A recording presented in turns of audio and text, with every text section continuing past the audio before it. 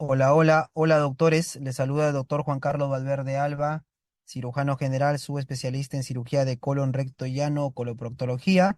Vamos a continuar con esta fase de banqueo comentado rumbo al examen de su especialidad en cirugía general. Bueno, vamos a continuar con el apartado de coloproctología y en esta oportunidad, en este apartado, vamos a hablar básicamente de enfermedad diverticular, colostomías, prolapso y tal vez otros temas por ahí, ¿ya? Bueno, vamos a empezar un poco recordando otra vez la anatomía del colon. Debemos recordar que el colon se divide básicamente en colon derecho, que tiene que ver con las dos tercias partes del colon transverso derecho, y colon izquierdo con la tercera parte izquierda del colon izquierdo, ya, del colon transverso, perdón, hasta acá y hacia acá, ¿no? El colon derecho proviene del intestino medio, correcto, y el colon izquierdo proviene del intestino posterior, hablando embriológicamente.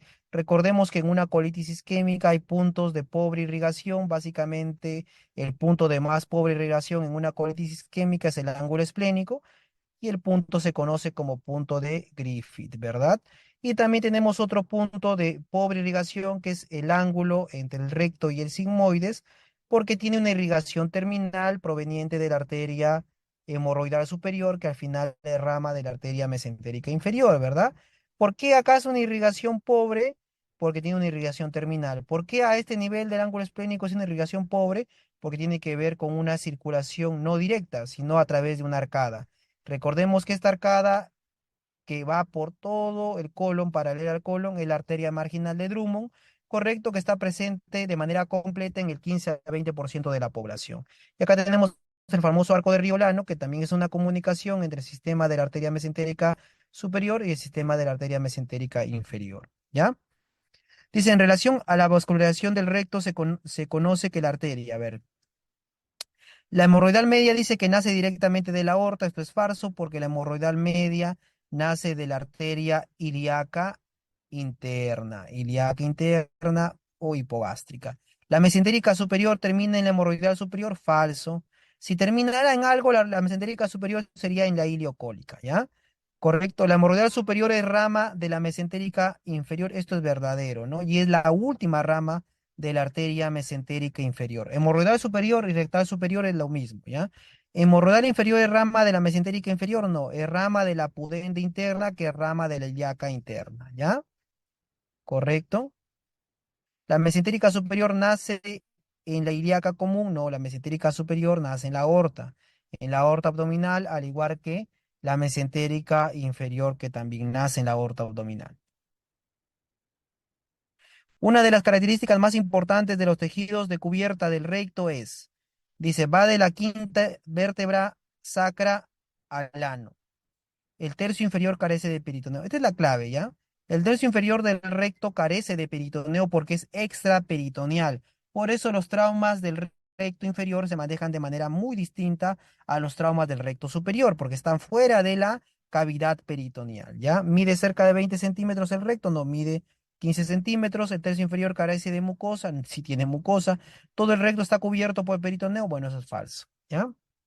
El drenaje venoso debemos recordar que básicamente el colon izquierdo drena por la vena mesentérica inferior a la vena esplénica, se juntan formando un tronco innominado, ese tronco innominado se une con la vena mesentérica superior, va al hígado a través de la vena porta, por eso la mayoría de las metástasis colorectales del cáncer colorectal van al hígado, ¿no? Salvo que tengamos un problema a nivel del ano o del recto inferior o tal vez hasta el recto medio que drenan a través de las venas hemorroidales inferiores a la vena pudenda interna y la pudenda interna a la ilíaca interna y de la ilíaca interna va a la vena cava y de ahí podría ir hacia el pulmón sin necesidad de pasar por el corazón, ¿ya? Perdón, sin necesidad de pasar por el hígado. Vamos a hablar un poco de enfermedad diverticular, dice. Los divertículos colónicos del lado derecho, ¿ya? ¿Qué nos preguntan acá? Se presentan en pacientes geriátricos. Los del lado izquierdo se presentan en pacientes geriátricos. Los del lado derecho son congénitos normalmente. Son divertículos verdaderos. ¿Qué quiere decir verdaderos? Que tienen todas las capas del colon, desde mucosa, submucosa, muscular y serosa, ¿ya? Estos divertículos normalmente no se inflaman, o sea, no se inflaman, pero pueden ocasionar sangrado, su síntoma principal, ¿ya? ¿Son más frecuentes en personas de origen asiático? Es una pregunta teórica, si es cierto eso. Casi siempre pueden tratarse con diverticulectomía simple. Los divertículos del lado derecho no se tratan salvo que tengan algún problema, ¿no? O como una como una inflamación o como un dolor, ya, perdón, o como un sangrado. Ojo. Por lo general se presentan como hemorragia gastrointestinal inferior, ¿ya? Sí pueden ocasionar, pues, eh, problemas de sangrado, pero generalmente los divertículos congénitos son asintomáticos, ¿ya? Ojo. El cuadro clínico de diverticulitis aguda generalmente es provocado por un coprolito que cubre la lutis. En esta fase el diagnóstico se debe realizar. Entonces, los divertículos del colon derecho ya hablamos. Ahora vamos a hablar los divertículos del colon izquierdo, correcto, que normalmente se ubican a nivel del colon sigmoide, esa es la localización más frecuente. Estos divertículos son falsos. ¿Qué quiere decir que son falsos? Que solamente están formados por mucosa, submucosa y serosa, no tienen la capa muscular del colon, ¿ya? Además, estos divertículos generalmente se inflaman, no sangran, se inflaman, ¿correcto? Y esto ocasiona una diverticulitis aguda, ¿ya? Ojo. Esta inflamación puede ser provocada por un coprolito. mm, Bueno, normalmente, o antes se creía que podría ser condicionada por un coprolito, pero ahora se ha demostrado que no es así, ¿no? Entonces, pero ahí sí está el enunciado, pues, ¿qué vamos a hacer? ¿Ya? Bueno, dice, en esta fase, o sea, cuando tenemos una diverticulitis aguda, el diagnóstico se debe realizar como la colonoscopia se contraindica en episodios de diverticulitis aguda porque una dilatación del colon por obviamente la distensión propia del gas de la colonoscopia puede ocasionar, puede ocasionar que existe una perforación macroscópica, ¿ya? Entonces, una colonoscopia no. La colonoscopia se hace en una diverticulitis aguda, no, pero se puede hacer luego de las 6 semanas que ha cedido esta diverticulitis aguda para confirmar el diagnóstico. Con enema opaco, lo mismo, se contraindica porque no podemos distender el colon con el enema. Esto es lo mismo básicamente, solo clínicamente con resonancia magnética. El cuadro de diverticulitis aguda se puede diagnosticar de manera clínica, ¿ya? Se puede diagnosticar de manera clínica. No es necesaria una tomografía. Con el tema clínico tú puedes sospechar diverticulitis y diagnosticarla y tratarla, ¿no? En un paciente que presenta todos los signos de una diverticulitis, ¿no? Obviamente, si presenta pues algunos otros problemas, por ejemplo, anemia, no vas a pensar en diverticulitis, pensarías que en un cáncer de colon. Si presenta una hemorragia masiva, tampoco posiblemente pienses en diverticulitis, tal vez pensarías en un cuadro de a una angiodisplasia, o tal vez un divertículo de colon derecho, o tal vez un cáncer mismo, ojo, ¿ya? La resonancia magnética se puede utilizar cuando la tomografía está contraindicada para estadificar un cuadro de diverticulitis, ¿no? Por ejemplo, ¿en qué paciente está contraindicada la tomografía? En paciente que tal vez tiene alergia al contraste, ¿ya? O aquellas pacientes gestantes. ¿Cuál de las siguientes es una clasificación que se utiliza en la diverticulitis aguda? La famosa clasificación de Hinchey, ¿verdad? Dice, en un paciente con enfermedad diverticular complicada de colon, ¿cuál es la escala que se debe utilizar? Otra vez Hinchey, ¿verdad? Hinchey es la famosa escala. Hinchey 1 tradicionalmente es un absceso mesentérico, correcto pericolónico, y ojo que es el Hinchey más frecuente de todos. Hinchey 1 es el más frecuente de todos. Hinchey 2 es un absceso pélvico, un acceso retroperitoneal, un acceso a distancia. Hinchey 3 es una peritonitis purulenta, o sea, hay microperforaciones. Y Hinchey 4 es una peritonitis fecal, o sea, hay macroperforaciones, ¿ya? Esta es la clasificación actual de diverticulitis de acuerdo a Hinchey. Hinchey modificado, ¿verdad? El Hinchey modificado incluye acá, correcto, 1A, 1B, ya 2A, 2B y 3 y 4, ¿ya? El 1A es una inflamación pericólica. Inflamación pericólica. Hasta aquí hablamos de diverticulitis no complicada, ¿ya? De acá para abajo hablamos de diverticulitis complicada. Por ejemplo, el 1B, diverticulitis complicada con absceso pericólico asociado. El 2A, diverticulitis asociada a un absceso a distancia retroperitoneal o pélvico, susceptible de drenaje percutáneo. 2B, diverticulitis asociada a un absceso a distancia, retroperitoneal pélvico complejo o asociado a una fístula, por si preguntaran, miren, por si preguntaran, ténganlo bien en claro, porque es bastante preguntable esa clasificación 2B. Fase 3, diverticulitis asociada a, bueno, esto ya lo sabemos, ¿ya? Según la clasificación de Hinchey, dice, ¿a qué tipo corresponde una diverticulitis con presencia de peritonitis purulenta generalizada? Hinchey 3, ¿verdad? En la enfermedad diverticular del colon, ¿a qué hallazgo corresponde la estadificación de Hinchey tipo 2?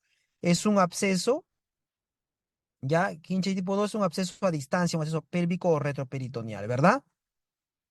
Mujer de 55 años con, dice, acude a urgencia por fiebre y dolor abdominal generalizado. Antecedentes de estreñimiento, examen temperatura 39,5, presión arterial 130/80, abdomen doloroso con mayor predominio en hipogastrio.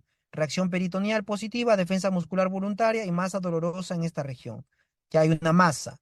Laboratorio 13.000 leucocitos, ecografía y TAC, colección en pelvis, bastante grande, miren, 11 centímetros por 12 centímetros. Se diagnostica enfermedad diverticular complicada. ¿A qué estadio de clasificación de Hinchey corresponde? Bueno, si tenemos una colección en la pelvis, es un estadio 2, ¿verdad? Un estadio 2, ¿ya? Criterios tomográficos para el diagnóstico de diverticulitis, les dejo acá. Recuerden que la diverticulitis no solamente implica un divertículo inflamado, sino también implica un engrosamiento de la pared colónica. Y ojo que este engrosamiento muchas veces se confunde con un cáncer. Tanto así que el 15% de las diverticulitis operadas, o sea, de las piezas del colon sigmoides mandada a patología, se cree que hasta el 15% en algunas series no son diverticulitis, son cáncer. ¿Ven? Es importante. Y también pasa lo mismo. A veces tú mandas, operas un paciente pensando que es un cáncer y también puede ser una diverticulitis. ¿Por qué? Porque la diverticulitis también cursa con un engrosamiento de la pared colónica, debido a que al aumento de la hipertonía a ese nivel, ¿correcto? El colon se contrae mucho. Absceso pélvico asociado a inflamación de colon sigmoide, bueno, son otras características, ¿ya? Herramientas diagnósticas para diverticulitis aguda, obviamente lo mejor siempre va a ser la tomografía computarizada, ¿ya? Lo demás puede estar contraindicada por el riesgo potencial de perforación o extravasación, ¿ya? Lo principal siempre es una tomografía. Varón de 65 años dice, desde hace 10 días presenta dolor abdominal a predominio del abdomen inferior, alza térmica y estreñimiento. Antecedente hace un año, cuadro semejante que mejoró con antibióticos y dieta. Examen abdomen algo distendido, ruidos irarios disminuidos, doloroso a la palpación profunda en cuadrante inferior izquierdo, rebote positivo, TAC, torcimiento del tejido blando pericólico y engrosamiento de la pared del colon. ¿Cuál es el diagnóstico? ¿No? Entonces, si tal vez no sabes por ahí que el engrosamiento de la pared del colon tiene que ver con diverticulitis, puedes verte tentado a marcar un NM de colon, ¿no? ¿Ya? Sin embargo, nos encontramos con una diverticulitis aguda por la evolución del cuadro, por las características del cuadro. Es un paciente añoso, con 10 días de enfermedad, ¿verdad? Con rebote positivo, ¿ya? Y obviamente un engrosamiento de la pared del colon. Si tuviese más tiempo de evolución, tal vez podríamos pensar en un NM de colon, ¿no? Y además tal vez nos diría algo más en la tomografía también, tal vez en el examen también nos diría algo más, ¿ya? Y además también es muy importante el antecedente, porque ha tenido un episodio similar hace un año que ha mejorado con antibióticos y dieta. ¿Y qué es lo que mejora con antibióticos y dieta? Un cáncer no, no, ni fregando. Lo que mejora con antibióticos y dieta es un episodio de diverticulitis aguda. Entonces, siempre hay que tener en cuenta que en una diverticulitis o una enfermedad diverticular del colon, siempre hay engrosamiento de la pared colónica. Ya esto es un dato que debemos interiorizar porque nos puede ayudar muchísimo cuando operamos a un paciente a tomar decisiones. Criterios radiológicos de gravedad, acá también les dejo. Lo importante es recalcar el engrosamiento de la pared del colon, siempre, ¿ya? Y acá algunas características de diverticulitis grave. Acá les dejo Hinchey para que lean, correcto, la bibliografía de Hinchey. Varón de 60 años refiere dolor abdominal intermitente en fosa ilíaca izquierda y estreñimiento crónico. Examen, reacción peritoneal leve en fosa ilíaca izquierda. No se palpan masas. Colonoscopía, divertículos parcialmente cubierta por material colónico con pequeños abscesos intramurales. ¿Cuál es el diagnóstico más probable? Te están diciendo prácticamente que tienes divertículos, ¿no? ¿Ya?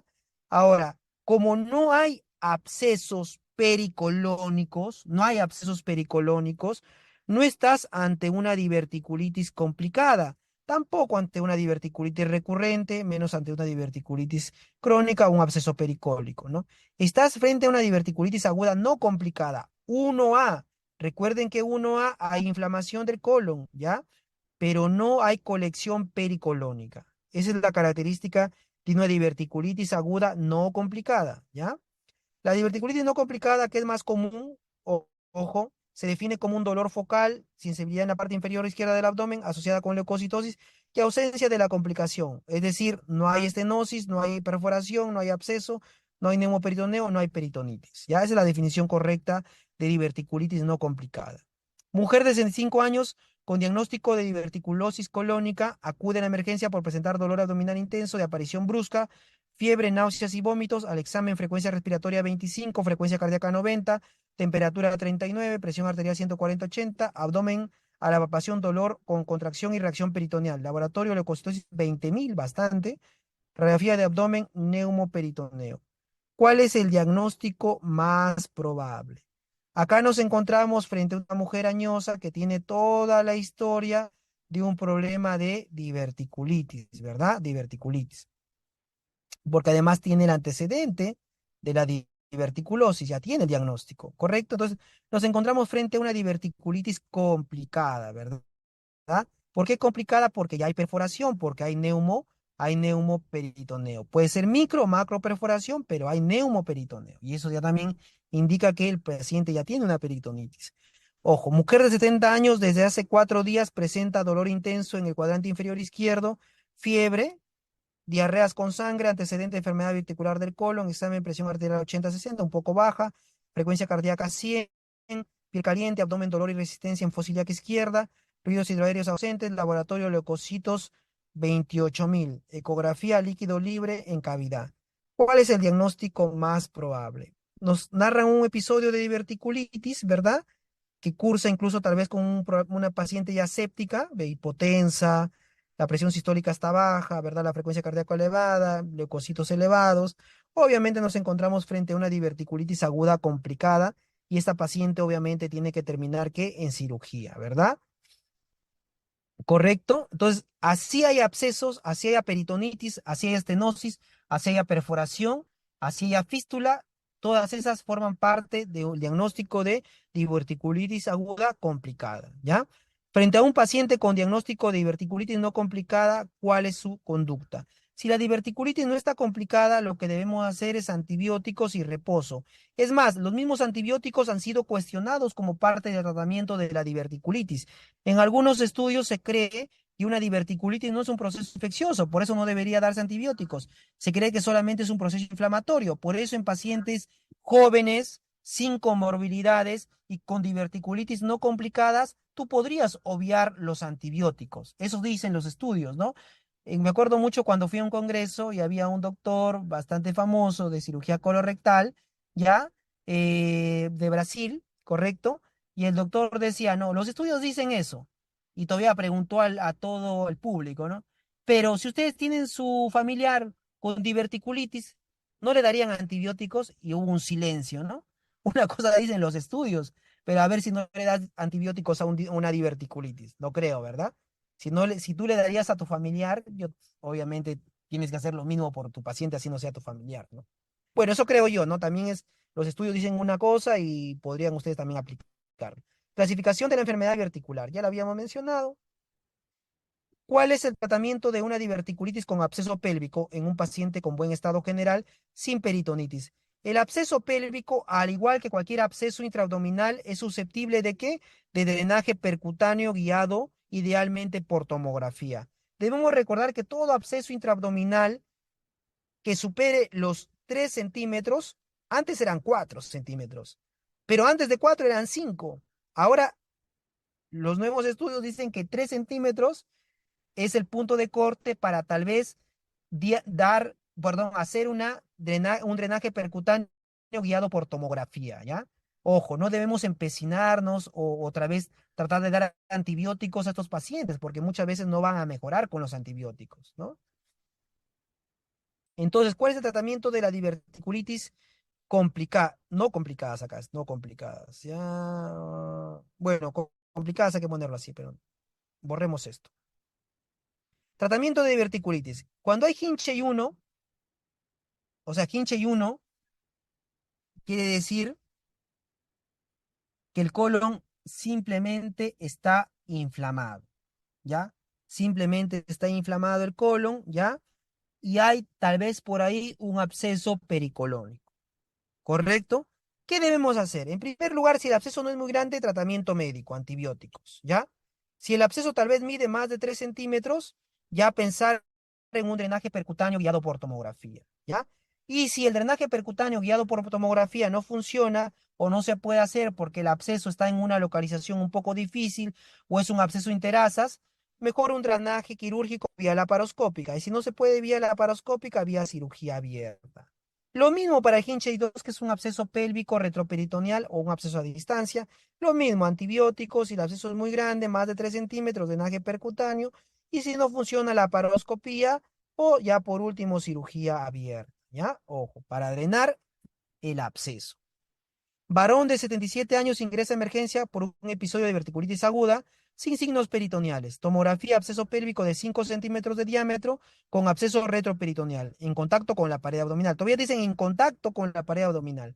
¿Cuál es la conducta terapéutica adecuada? Proctocolectomía, no. Estamos hablando solamente de un absceso.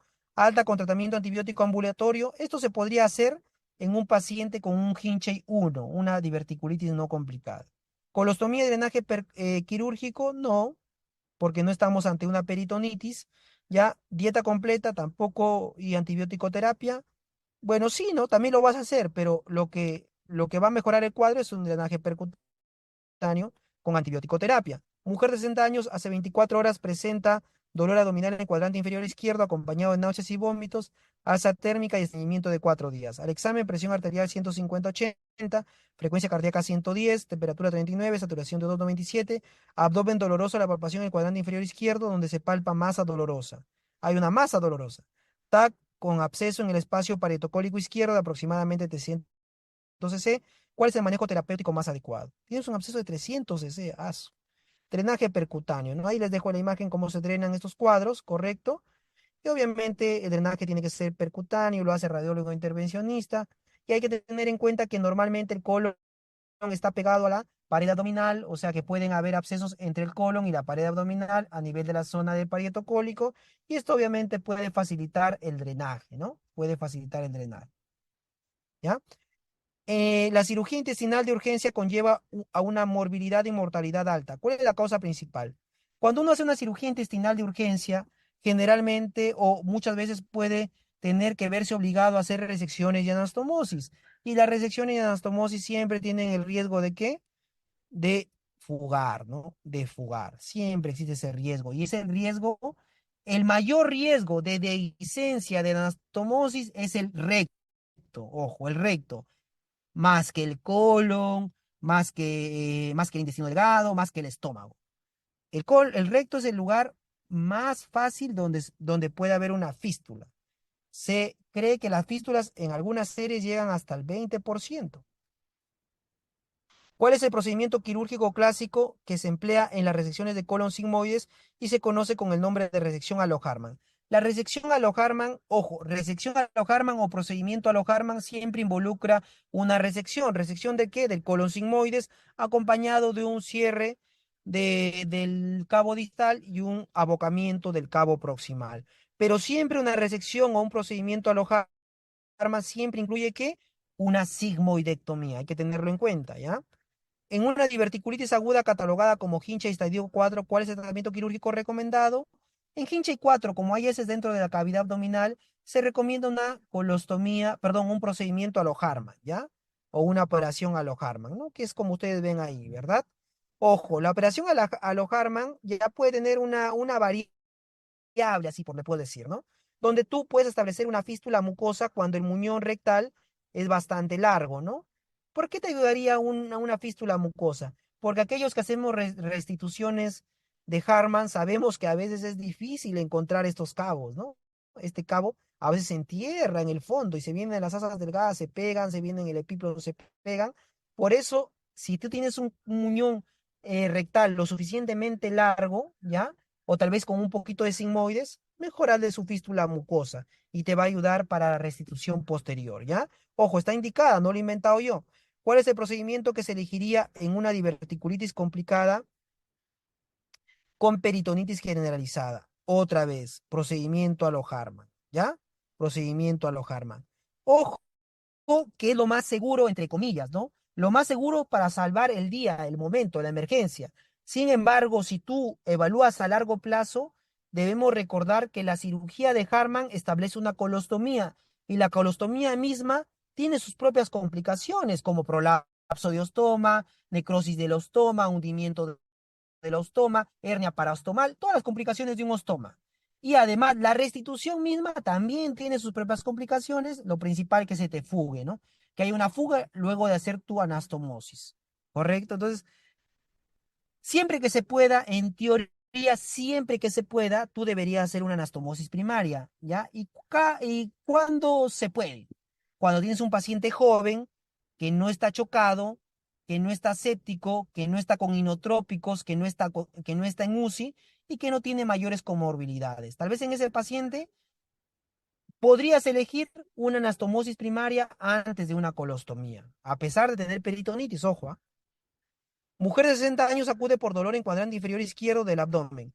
Fiebre, examen, dolor y resistencia en fosa ilíaca izquierda, hemograma leucocitosis 28.000, tumor en fosa ilíaca izquierda y presencia de aire alrededor, diagnóstico de diverticulitis complicada. ¿Cuál es la conducta a seguir? Es una mujer de 60 años con leucocitosis, tumor y presencia de aire, ¿ya? ¿Correcto? Obviamente hay que sacarle el sigmoides porque está complicado, ¿verdad? Una colectomía sigmoidea, ¿ya? Y acompañada de qué? Posiblemente por la edad del paciente de una colostomía a lo Harman, ¿no? Una paciente añosa, correcto. Ojo, que cuando tú decides hacer una colostomía a lo Harman, estás exponiendo al paciente a todas las complicaciones del Harman y de su restitución. ¿Podemos evitar estas complicaciones? Sí. Otra opción es hacer tal vez una resección más una anastomosis primaria con una iliostomía en asa proximal. ¿Para qué? Para derivar las heces.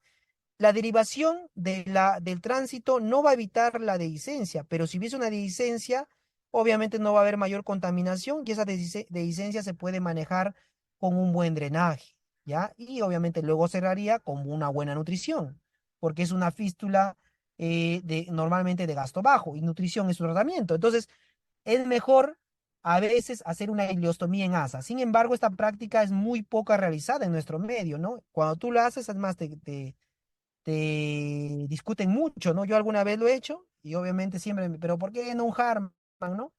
Y siempre tengo que explicar, no, pero la restitución de una ileostomía es más fácil a la restitución de un Harman, ¿no? La secreción que sale por una ileostomía es ácida, huele, pero no huele a caca. Y la secreción que sale por un colostoma huele a caca y al paciente no le gusta. ¿Correcto? Y eso también. Y además de yapa, les digo que cuando tú restituyes una ileostomía, es menos probable de que se abra la anastomosis que si restituyes un Harman. Entonces, ahí las ventajas de la ileostomía en asa sobre la colostomía, sobre el procedimiento de Harman en sí, ¿ya? Y si quieres asegurar que tu anastomosis vaya bien, ya, y obviamente estás operando un paciente de emergencia, posiblemente tenga el colon no preparado, lo puedes lavar en el acto intraoperatorio. Obviamente si el paciente no está tan mal, ¿no? Porque si el paciente está chocado, séptico y con inotrópico, no te vas a poner a hacer esto, ¿no? Pero podría lavarlo a través del apéndice, a través del agujero del apéndice, canalizas el apéndice y le metes su clorurito y haces un lavado de colon, ¿correcto? Y luego haces esto anastomosis si gustas, ¿ya? Obviamente todo siempre garantizando digamos, la menor contaminación posible, ¿ya? ¿Cuál es el órgano que más comúnmente tiende a fistulizar en la diverticulitis? Obviamente la vejiga, todos lo sabemos. ¿Cuál es la fístula más frecuente en la diverticulitis complicada? La vejiga, la colovesical. La vejiga está cerquita al colon sigmoides, por eso se fistuliza hacia la vejiga. Se ha estimado que esta fístula ocurre en el 2% de los pacientes y tiene una presentación normalmente crónica. El 50% suelen ser fístulas colovesicales, seguido de las colocutáneas, colovaginales y coloentéricas, ¿ya? Mujer de 45 años con antecedente de enfermedad diverticular en colon, presenta infecciones urinarias a repetición y presencia de orina con mal olor. ¿Cuál es el examen auxiliar de mayor utilidad? Si tú estás sospechando de una fístula colovesical, si bien es cierto, el mejor examen, el más sensible, es un examen llamado test de la amapolas, test de las semillas de amapola. O sea, le vas a dar semillitas pequeñitas al paciente y las va a orinar. Si tú le das de comer semillas y orinas semillas, obviamente hay una fístula, ¿verdad? Pero lo más útil, lo más rentable, lo mejor para poder ayudar en sí al paciente es la tomografía. La tomografía es lo correcto, vas a encontrar aire dentro de la vejiga, obviamente vas a encontrar también la zona de la fístula, posiblemente. Recuerda que este paciente tiene fecaluria, tiene neumaturia, tiene itus, tiene dolor. Ojo, ¿ya? Mujer de 45 años, varón de 75, no, perdón, acá le hemos copiado de más, ¿ya? Varón de 75 años dice acude a consulta porque desde hace 7 días presenta dolor abdominal, alza térmica, disuria, hematuria y fecaluria, antecedente de diverticulosis en colon sigmoides. Examen solicitaría para confirmar el diagnóstico otra vez, tomografía con contraste. Basta que tú veas diverticulitis con con aire dentro de la vejiga, obviamente vas a pensar en una fístula, ¿verdad?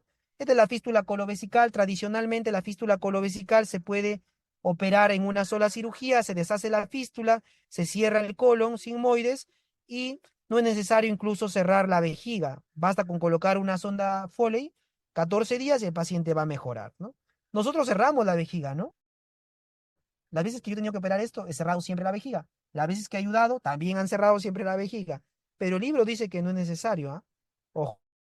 Obviamente tienes que, la fístula tienes que curetarla, ¿no? Tienes que maniobrarla porque no la vas a dejar ahí con el tejido inflamatorio crónico, ¿no?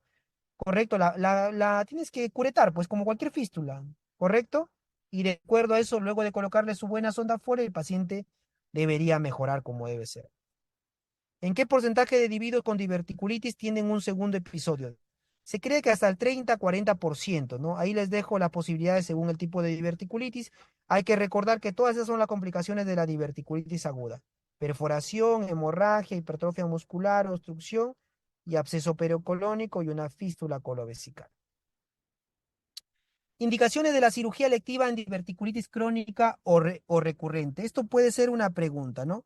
Básicamente, no solamente una pregunta del examen, también una pregunta del paciente, porque el paciente te va a decir, doctor, ya me dio diverticulitis, ¿me deben operar? No, es lo primero que te va a preguntar el paciente. Y tú te tienes que saber responderle, ¿no? ¿Cuándo se opera una diverticulitis? Se opera cuando tú tienes un antecedente de una diverticulitis complicada, ¿ya? Absceso, fístula, obstrucción, estenosis, tienes que operar a tu paciente. Ya, cuando hay un ataque previo de diverticulitis en un paciente inmunodeprimido, también, ¿no? Se opera. Imposibilidad de excluir carcinoma, también se opera. Ya, cuando hay dolor persistente, también se opera. Y cuando hay sangrado, también se opera. ¿Ya? Correcto. Ojo que esto es personalizable, ¿no? De acuerdo a cada paciente, ¿no? El paciente tiene que decidir mucho acá también. Vamos a hablar ahora acerca del prolapso rectal. Mujer de 65 años dice, con historia de estreñimiento crónico, con dolor durante y después de la defecación, no rectorragias y se acompaña de incontinencia urinaria. Examen al pujo se observa descenso circunferencial de la mucosa rectal en cerca de 10 centímetros de largo. ¿Cómo se conoce esta patología? Descenso circunferencial. Cuando es circunferencial, hablamos de un prolapso rectal, ¿correcto? Cuando es digamos, el abultamiento de la zona perianal con pliegues radiales, podemos hablar de hemorroides, ¿ya? O prolapso mucoso también, ¿verdad? Ojo, ¿ya? Generalmente el paciente que tiene prolapso te va a contar una historia previa de estreñimiento crónico, con pujo, y si, eso sí es mujer, ¿ya? Y si es varón, generalmente te va a contar un problema en la infancia, ¿no? En la infancia, de algo sufrió en la infancia, créanme que así suele ser. ¿No? Algún tipo de malformación por ahí asociada o algún problema en la infancia, como tal vez un prolapso que tuvo en la infancia, ¿ya? O problemas adicionales en la infancia, ¿ya? Ojo. En la operación de Ripstein para el prolapso rectal se realiza, ¿ya? La cirugía de prolapso hemorroidal es una cirugía de hemorroides. La cirugía de prolapso mucoso es una cirugía también de hemorroides prácticamente, ¿ya? Pero la cirugía de prolapso rectal es una cirugía de prolapso rectal.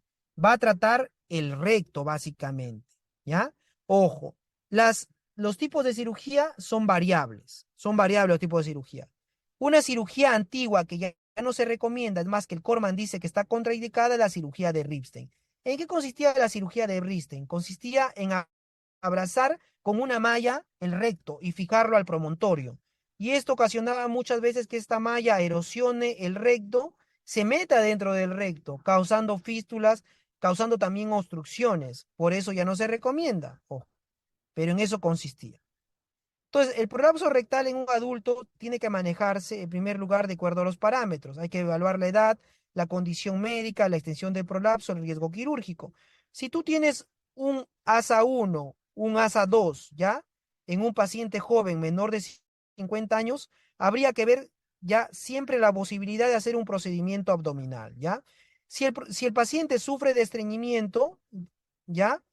Lo mejor es resección con rectopexia, ¿ya? Ojo, aparte de la famosa promontofijación ventral, ¿ya? La promontofijación ventral de Dior, ¿ya? Se me fue el nombre, no es Dior, Dior es el perfume. Se me fue el nombre, Dor creo que es. Bueno, lo voy a averiguar, se me fue la verdad, no quiero engañar. Bueno, la promontofijación ventral, que creo que no está en esta diapositiva, promontofijación ventral, promontofijación ventral, ya de Dior, ¿no? ¿Ya? Ahora, esta promontofijación ventral es como el gol estándar, ¿ya? Lo vamos a dejar ahí en stand-by, ¿ya? En stand-by, ¿correcto? Pero digamos, si no tenemos o si no realizamos esta promontofijación ventral, y también para temas de exámenes, ¿ya? Porque en exámenes no han preguntado todavía eso, ¿ya? Si tenemos estreñimiento, hay que hacer resección con rectopexia. ¿Por qué si hay estreñimiento, resección? Porque si tú solamente haces rectopexia, posiblemente tu estreñimiento empeore, ¿ya? Empeore, ojo, ¿ya? ¿Por qué? Porque obviamente tienes ahí, o sea, vas a acodar más, tal vez lo que ya está acodado de por sí, ¿correcto? Y si el paciente tiene sigmoides largo, peor aún, ¿verdad? Se va a establecer un problema mecánico a pesar de hacer la rectopexia. Entonces, por eso mejor resección. Si el paciente no tiene estreñimiento, rectopexia abierta o rectopexia laparoscópica. ¿Ya? ¿Correcto? Ancianos con ASA 3, procedimiento perineal es una alternativa. Si tenemos un prolapso pequeño, ¿ya? Menor de 5 centímetros es pequeño, hacemos una operación de Delorme, que básicamente es una mucosectomía con una aplicatura de la capa muscular del recto, ¿ya? Eso es el procedimiento de Delorme, ¿ya? Sin embargo, si tenemos un prolapso grande, correcto, mayor de 5 centímetros, posiblemente sea mejor una rectosigmoidectomía perineal o procedimiento de Alte-Meyer, ¿ya? Más una levatorplastía que consiste en cerrar un poco la zona que está ahí abierta de los músculos elevadores, ¿no? Porque está saliendo todo por ahí, hay que cerrarlo mejor, ya afrontarlo. Eso se llama levatorplastía, ¿correcto? Y también hay que recordar que la cirugía de Alte-Meyer es el gol estándar cuando tenemos un estrangulamiento ya de un prolapso rectal.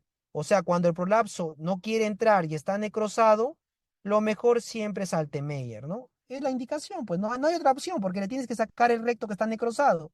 Ya, Delorme no es sacar recto, solamente es mucosectomía. Y obviamente no le vas a meter otra vez el recto hacia adentro, porque en primer lugar no se puede porque está estrangulado, pero si se pudiera, tampoco es lo recomendable, porque está recontra infectado, inflamado, para meterlo a la cavidad abdominal. Mejor sacarlo por abajo. ¿Habrá alguna forma de un prolapso incarcerado reducirlo? Si hay algunas maniobras que te pueden ayudar, ¿como qué? Como azúcar para el café. Azúcar, ya blanca o rubia, cualquiera de los dos, aplicados a nivel del prolapso, puede disminuir el edema y permitir reducir un prolapso incarcerado y permitir al paciente operarlo de manera programada. También aplica para las hemorroides algunas veces, ¿ya? aunque obviamente es mejor operar, ¿no? Un hemorroide. Un hemorroide no es un prolapso, ¿no? ¿Qué pasa si tenemos un ASA 4 en un paciente muy venido a menos, ¿ya? Podemos hacer un procedimiento temporal de Triage, ¿ya? Ojo. Este procedimiento, a ver, ¿cuál de las siguientes operaciones utilizadas para el tratamiento de prolapso rectal se puede realizar con anestesia local? Solamente es Triage, ¿ya? Que es básicamente un cerclaje alrededor del ano, un cerclaje perineal. No es difícil hacer esto, ¿ah? O sea, es sencillo, por eso se puede hacer con anestesia local, ¿no? Aquellos que nos dedicamos al colon, sabemos que, o nos dedicamos básicamente al recto ano, ya básicamente operar todo recto ano te hace identificar claramente el espacio interesfinteriano, el esfínter interno, el esfínter externo, y ya esto se te vuelve sencillo, ¿no? No podría decir eso que estoy diciendo ahorita hace 6 años, imposible, ¿no? Pero ahora sí puedo decir que no es tan difícil hacer esto. Pero ojo, solamente se aplica en pacientes de este tipo. No más, no más, ojo, ¿ya? ¿Qué tratamiento quirúrgico se debe de recomendar en un paciente, en una paciente anciana con prolapso rectal? Si es una paciente anciana, la vía perineal ya siempre va a ser lo mejor. La vía perineal siempre va a ser lo mejor, ¿ya? Resección rectal, no. Plexia tampoco. Ya. Transanal grapada. Plexia anterior, plexia posterior. Con malla por vía abdominal. Nada de esto. Procedimientos comunes para el prolapso rectal. Una comparación. Este cuadro es sacado del Shackelford, creo. Ya, yo he hecho mis diapos, pero no me acuerdo bien. Uso básicamente el Shackelford, el Mengot, el Saviston, el Schwartz, por cierto, ¿ya? Este que ha sacado del Shackelford, ¿no? Acá les hago una comparación de los procedimientos, ¿ya? De los procedimientos, correcto, los riesgos mayores y básicamente los beneficios. Por ejemplo, el cerclaje anal, riesgo operatorio inferior, ¿no? Mejor para pacientes con mayor edad, con comorbilidad y esperanza de vida corta, ¿ya? El del Orme cuando, edad avanzada, comorbilidades, prolapso de segmento corto menos de 5 centímetros. Altemeyer, edad avanzada, comorbilidades, prolapso rectal de segmento largo y en estrangulamiento. Ojo.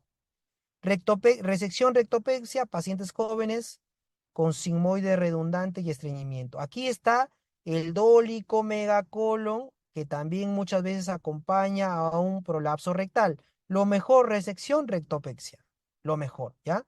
Y la rectopexia joven, pacientes jóvenes sin estreñimiento, sin estreñimiento. Ojo, esto es lo mejor porque tiene tasa de recurrencia inferior, sobre todo la promontofijación ventral, ya de Dijor, ¿ya? Ya me acordé el nombre. Ojo, ojo, ojo que las promontofijaciones ya posteriores, porque también hay otras variables posteriores en las cuales tú disecas o separas el recto, lo separas del promontorio. Cuando tú separas el recto del promontorio, te metes en las zonas nerviosas a veces, y eso puede ocasionar disfunción eréctil, por ejemplo, ¿correcto? Puede ocasionar incontinencia urinaria y puede empeorar el estreñimiento. Por eso se prefiere las promontofijaciones anteriores. ¿Ya? Ojo. O sea, no hay que disecar la parte posterior del recto por las puras, sobre todo si no lo vas a resecar. Esta es la técnica del Orme, una aplicatura de la musculatura más una mucosectomía. La técnica de Altenmeyer, resecamos una rectosigmoidectomía vía perineal más una levatorplastía y una anastomosis mecánica si gusta, si no a mano. Ya, rectopexia ventral laparoscópica de Dijor, ve, acá estaba el nombre tanto que está adivinando. Correcto, ahí hacemos una promontofijación. Este es el procedimiento gol estándar al momento, ¿ya? Esto es lo mejor. ¿Por qué es lo mejor? Porque además de que te permite tratar justamente el prolapso rectal, también te permite tratar muchas veces el prolapso genital en mujeres, ¿ya? Correcto, te permite hacer eso también. Ojo. Y debemos recordar que el prolapso es más frecuente en mujeres, ¿no? Ojo. Prolapso rectal recurrente, ¿qué hacer, no? Depende de la cirugía. Si la cirugía previa ya ha sido rectopexia, podemos hacer resección con rectopexia. ¿Ya? Si ha sido procedimiento perineal de Altenmeyer, rehacer Altenmeyer versus rectopexia. Sigmoidectomía y rectopexia, rehacer rectopexia con resección. ¿Ya? Bueno, si hay incontinencia, resección y colostomía terminal a lo Harman. Miren, ojo, se puede hacer una colostomía cuando ya no hay muchas cosas que ofrecer. Ostomas intestinales. A ver, indicaciones para ostomas. Las indicaciones para ostomas son bastantes en realidad, ¿no? Muchas veces, ya a pesar, además de todas las clásicas, muchas veces una pregunta es hacer una colostomía en una gangrena de Fournier. Esta es una buena pregunta, ¿no? ¿Cuándo colostomía en una gangrena de Fournier? ¿Ya?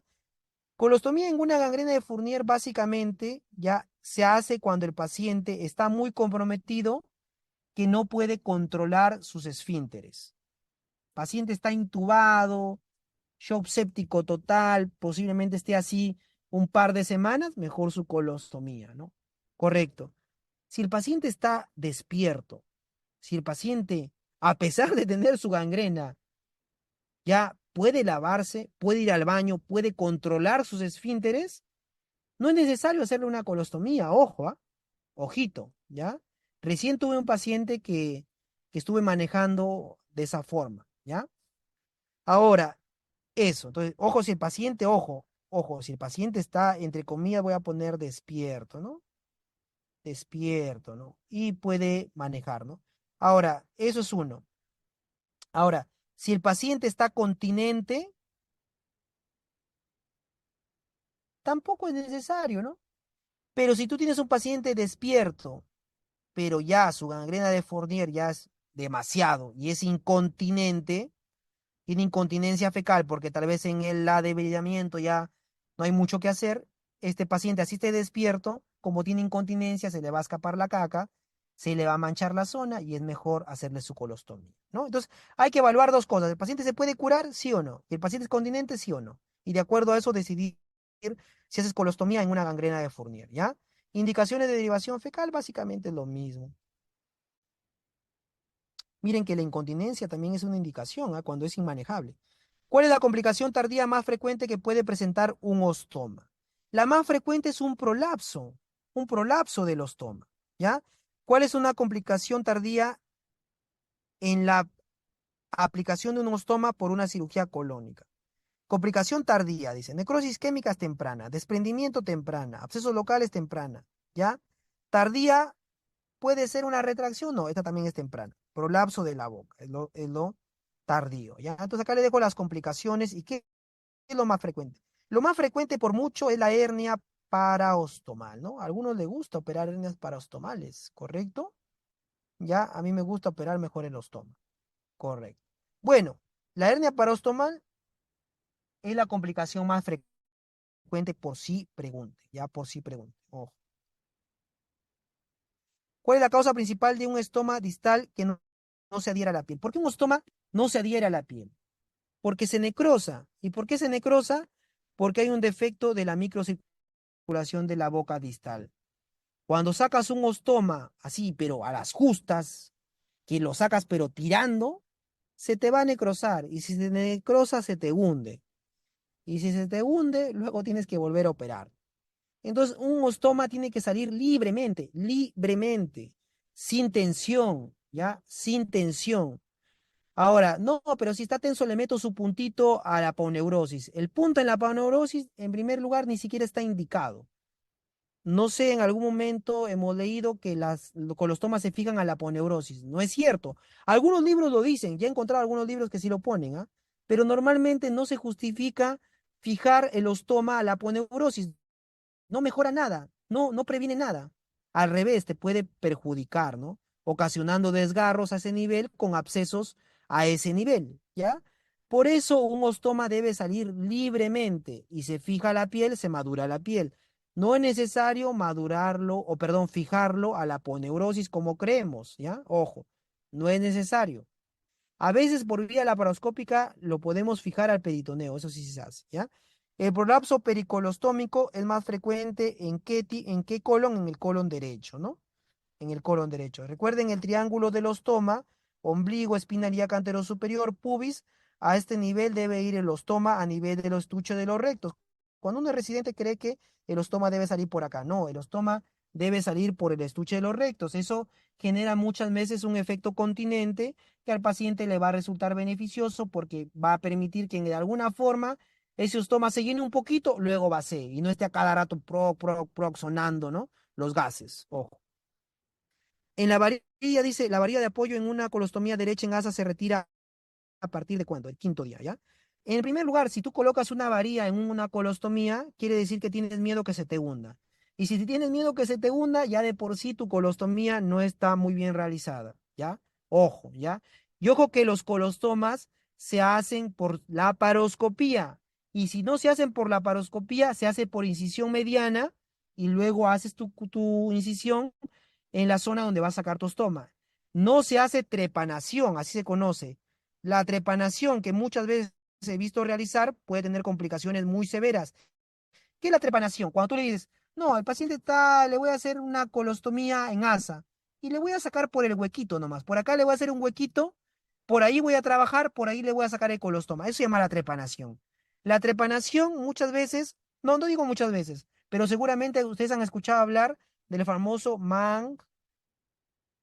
manjar, ¿no? El manjar es hacer un Harman al revés. ¿Cuándo pasa eso? En trepanación. La trepanación, cuando tú haces solamente un cortecito para jalar tu asa, puede ocasionar desgarro del mesenterio, con hematoma del mesenterio, con una isquemia de la zona y una necrosis del ostoma.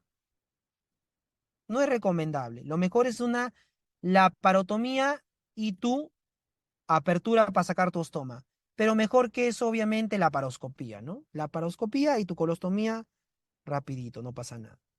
Varón de 48 años desde hace 6 meses con dolor en el abdomen, diarrea desde hace 4 días estreñido, antecedente de hace 4 años con espondilitis anquilosante, examen adelgazado, abdomen excavado, ruidos horarios presentes, doloroso leve, colonoscopía en la mucosa del ilion terminal, apariencia de adoquinado. ¿Qué diagnóstico es? Nos encontramos frente a una enfermedad de Crohn, ¿no? La enfermedad de Crohn se caracteriza por tener un aumento de una inflamación del ilion terminal con una inflamación transmural. Todo el ilion está inflamado, todas las capas del ilion está inflamado y eso puede ocasionar muchas veces hasta estenosis ya y hasta fístulas enteroentéricas, ¿no? Enteroentéricas. Recordemos que cuando tenemos estenosis por una enfermedad de Crohn, lo mejor es estenoplastías, ¿no? O estricturoplastías, que si tú tienes un colon así bien, pero bien estenótico, ¿ya? En lugar de cortarlo, es cortar este segmento y resecarlo, mejor hago una incisión así longitudinal y lo cierro de manera transversal, aumentando el diámetro de la estenosis antes de resecar. ¿Por qué? Porque el Crohn no se va a curar. Entonces, si le vas a resecar segmentos cada vez que el paciente tenga una complicación de estenosis, al final el paciente va a terminar con un intestino corto y lo que tú no quieres. La colitis por derivación después de una ileostomía se debe a qué? Se debe a una insuficiencia de los ácidos grasos de cadena corta. Recordemos que los ácidos grasos de cadena corta son los nutrientes del colonocito. Y si no llega secreción intestinal, si no llega heces, no hay ácidos grasos de cadena corta, el colonocito sufre y hace una colitis por exclusión. Colitis por derivación, colitis por exclusión. ¿Cuáles son las complicaciones tardías del cierre de una colostomía? Estas, ¿ya? Correcto, ¿ya? La hernia incisional siempre es una complicación del cierre de colostomía. Ya, ojo.